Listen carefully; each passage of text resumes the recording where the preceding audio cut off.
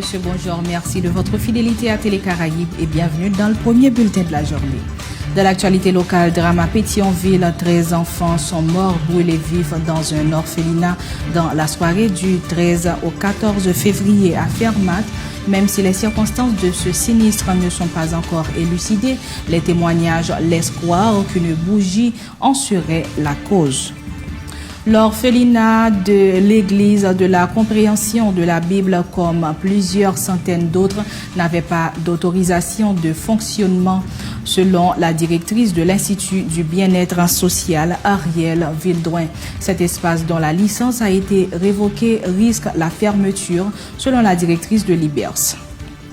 L'organisation Vive Haïti se joint à l'initiative de la marche pacifique lancée par le collectif 4 décembre pour ce vendredi 14 février en cours. Par cette solidarité, l'organisation dénonce le climat de l'insécurité qui terrorise la population depuis un certain temps. Vive Haïti pointe du doigt l'équipe au pouvoir et les tient pour responsables de cette situation qui, dit-elle, est un outil d'intimidation contre tout éventuel soulèvement de la population. Les responsables de cette structure invitent les citoyens et citoyennes à lui emboîter le pas en foulant le macadam pour dire non à ce phénomène. Tour à tour, le porte-parole René Timothée et le coordonnateur national de Vive Haïti, Biron Odigé, au micro de Gerline Morista. Uniquement pour empêcher le dossier Petro-Caribé de faire surface, uniquement pour empêcher un deuxième lot fait, donc nous avons tout le monde tout partout. Et nous là matin. On dit avec peuple haïtien. Situation ça, trop difficile. Comment se fait-il? Deux grains de monde sur moto par exemple à la main. De bon full monde, il y a kidnappé 2 monde, 3 monde, pas de wash qui voye, pas de coup de bouteille qui fait, pas de galette qui tire. Comme quoi que, est-ce que nous pas fautif tout de ça qui a passé dans le pays? Mais nous venons tout pour nous dire la police dûment responsable de phénomène d'insécurité ça. Parce que normalement, l'encontre il y a voyé, eh bien, boîte balle. Et beaucoup de balles, drum cartouche by bandit, alors que dans le commissariat, dans l'enquête va être menée, c'est 10 graines cartouches, il y a des policiers pour sauver tête. Ça veut dire même les policiers ne viennent pas à l'abri de phénomènes d'insécurité. Je dis, nous venons dire avec le peuple haïtien, demain, vendredi 14 février, dans l'occasion fête l'amour, eh bien, marche qu'a fait contre le phénomène d'insécurité, il va être non seulement demander tout le monde va répondre présent, mais nous-mêmes tout n'a pas là, marche ça. La fête, dans l'occasion, fête l'amour. L'amour nous pour une bataille contre Jovenel Montaigne. L'amour nous pour une bataille contre le phénomène d'insécurité. L'amour nous pour déchiqueter tout. Toute vagabond pour la pays dans une situation difficile. Nous-mêmes, dans la société, le premier monde qui est victime, c'est nous. Le premier monde qui a payé les conséquences, c'est nous. Mais aujourd'hui, nous devons armer, nous décourager, il faut que nous braves pour nous combattre l'insécurité, pour nous affronter les bandits, pour nous affronter les criminels, parce qu'il faut que nous arrêter. On grain bandit revenir dans nos zones pour la kidnapper l'équipe monde. Et puis tout le monde était bois croisé, c'est courir pour courir. Comment font l'équipe bandit? Kidnapper une machine qui est 5 personnes là dans le matin 3, ils jouent moyen de traverser tout le carrefour ça yo de le matin 3 pour le village de Dieu, à mettre mon côté la police. Là il a rien vide, mais c'est nous-mêmes citoyens qui devons prendre responsabilité nous journée aujourd'hui pour mettre fin à phénomène de sécurité dans notre pays.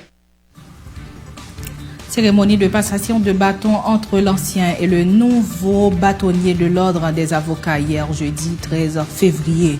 Maître Stanley Gaston a passé le flambeau à son successeur Montferrier Dorval, fraîchement élu à la tête du barreau.